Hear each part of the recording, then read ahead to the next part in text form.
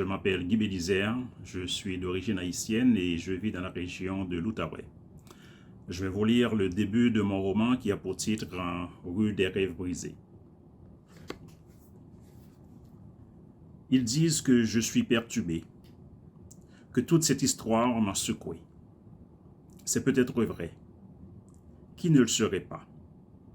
Tout ce que je sais, c'est que cela me vient par bribes, tels les morceaux d'un puzzle que j'essaie de mettre en ordre. Car de l'ordre, il n'y en a pas. Alors, je vais vous la raconter du mieux que je peux, en me fiant à ma mémoire.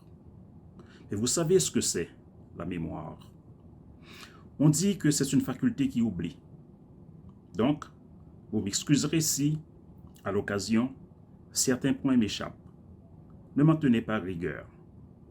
Et puis merde, peut-être qu'il y a des détails que je vais omettre volontairement, pour ne pas les revivre, même dans ma tête.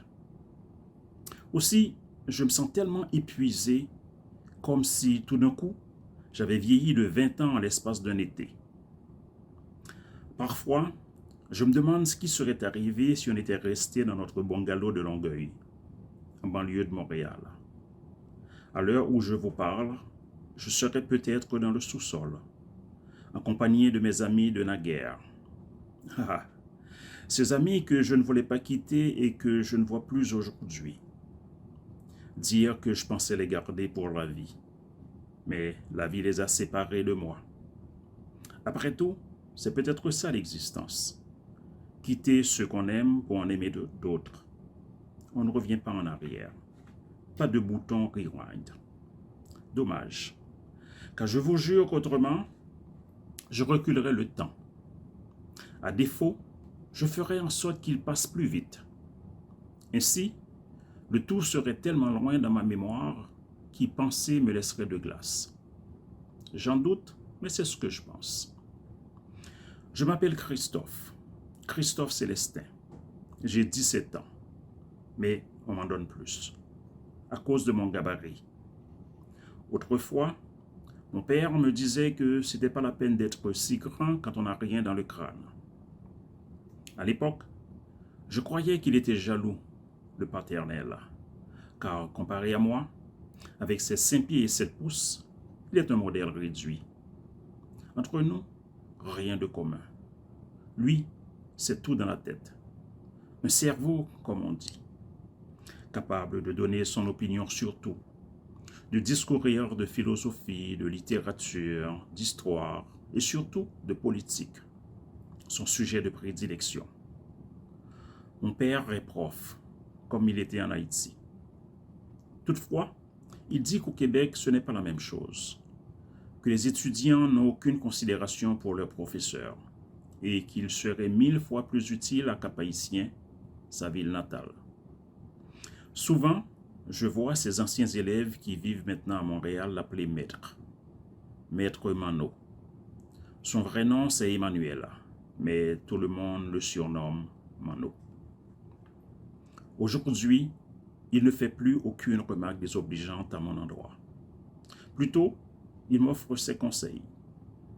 J'aurais aimé l'aider à mon tour, sauf que je ne sais pas comment, car nous sommes dans le même bateau, tous les deux à panser nos plaies, à cuver notre peine.